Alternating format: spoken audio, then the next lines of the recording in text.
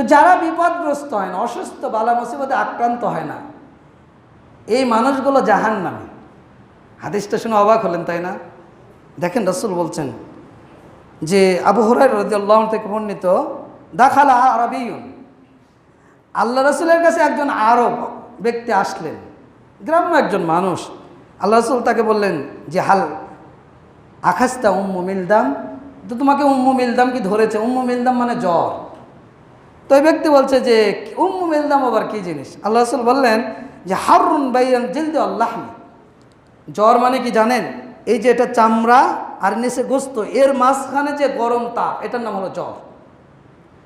তা আল্লাহ রাসূল বললেন যে জ্বর হলো এটা, গোস্ত এবং চামড়ার মাঝখানে একটা তাপ। তা আল্লাহ রাসূল তাকে বলছেন যে ফাহাল সুদি এটা, যে তোমাকে কি কখনো মাথা ব্যথা ধরেছে? বলছো আমার সুদা, মাথা ব্যথা আবার কি জিনিস? আল্লাহ রাসূল বললেন রিহুন তাতারিদু ফির রাসি তাজরিবুল উরুক, বলছে এটা একটা বাতাস যখন মাথার মধ্যে প্রবেশ করে তখন একটা রগ শিরা উপশিরা বাড়ি খায়, একটা রগ আর একটা রগের সাথে যখন বাড়ি খায় তখন মাথা ব্যথা করে। তো বলছে না, আমার এরকম কিছু হয়নি। তো রাসূল সাল্লাল্লাহু আলাইহি সাল্লাম ফালাম্মা কামা, যখন লোকটি দাঁড়ালো এবং চলে যাচ্ছে, তখন বলছেন মান সাররাহু আয়ানজুরা রাজুলুন মিন আহলিন নার ফালয়ানজুরু, তোমরা যদি কেউ জাহান্নামী ব্যক্তিকে দেখে আনন্দিত হতে চাও তাহলে ওই ব্যক্তির দিকে তাকাও, হলো জাহান্নামী। তার মানে আপনি যদি বালা মুসিবতে আক্রান্ত না হন, অসুস্থ না হন, তাহলে বুঝতে হবে যে আপনার জন্য আমার জন্য হাদিস। তার মানে বালা মুসিবত আল্লাহর দয়া, আল্লাহর রহমত, এটা কল্যাণকর। এজন্য বিপদগ্রস্ত আমরা যখনই হব, মনে করেন আপনার চিন্তার বাহিরে মসজিদ থেকে বের হলেন, বাসাতে গিয়ে আপনি শুনলেন যে আপনার স্ত্রী স্ট্রোক করেছে, আপনার ছেলে মারা গিয়েছে, বা আপনার ছেলে অ্যাক্সিডেন্ট হয়েছে, বা আপনার পিতা এক হয়েছে, সে হয়েছে, তা আপনি কি ভেঙে পড়বেন? জি না। আপনি এই যে প্রথম বিপদে ধৈর্য ধারণ করেন, এটা হলো ইসলামের বিধান, এটাই হলো প্রকৃত ধৈর্য ধারণ। রাসূল সাল্লাল্লাহু আলাইহি সাল্লাম বলছেন যে মাররান নবী সাল্লাল্লাহু আলাইহি সাল্লাম বি ইমরাতিন তাবকি ইনদাল কবর, আল্লাহ রাসূল যাচ্ছিলেন একটা কবরের পাশ দিয়ে, একটা মহিলা কবরের পাশে কান্না করছেন। তো আল্লাহ রাসূল বললেন ইত্তাকিল্লাহ ওয়াসবিরি, হে নারী তুমি আল্লাহকে ভয় করো, ধৈর্য ধারণ করো। তখন মহিলা বলছে ইলাইকা আন্নি ফাইন্নাকা লা তুসিব বিমুসিবাতি, বলছে আমার মতো তো তোমার মুসিবত ধরেনি, তুমি যাও।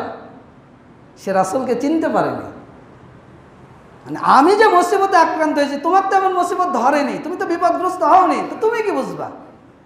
তো আল্লাহ রাসূল চলে গেলেন। তো সাহাবী বলছেন যে আলাম তারিফুহু, তিনি রাসূলকে চিনতে পারেননি। যখন জানলেন যে এটা নবী, তখন নবীর কাছে আসলেন, এসে দেখলেন দরজায় কোনো দারোয়ান নেই।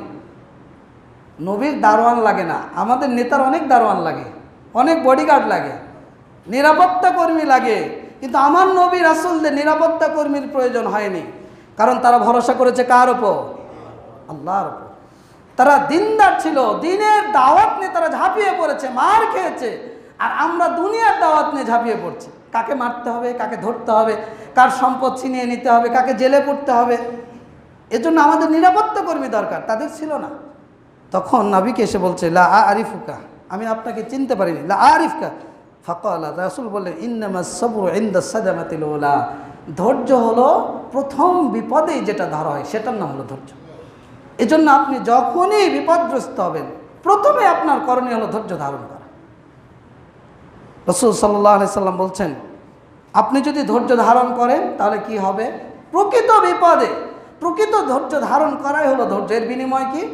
আল্লাহ রাসূল বলছেন যে উমামা বাহিনী রাদিয়াল্লাহু আনহু থেকে বর্ণিত, ইবনে মাজাহ 1597 নম্বর হাদিস, রাসূল সাল্লাল্লাহু আলাইহি সাল্লাম বলেছেন ইয়াকুলুল্লাহ রাব্বুনা তাবারাকা ওয়া তাআলা, আমার রব আল্লাহ তাআলা বলেছেন যে ইয়া ইবনে আদম ইন সাবারতা ওয়াহতাবিসতা ইনদা সাদামাতিল উলা, তুমি যদি প্রথম ধৈর্য ধারণ করো প্রথম বিপদে, তাহলে লাম আরজালাকা সাওয়াবান দুনাল জান্নাহ, আমি জান্নাত দেওয়া ছাড়া অন্য কোনো প্রতিদান দিয়ে আমি সন্তুষ্ট হতে পারি না। সুবহানাল্লাহ।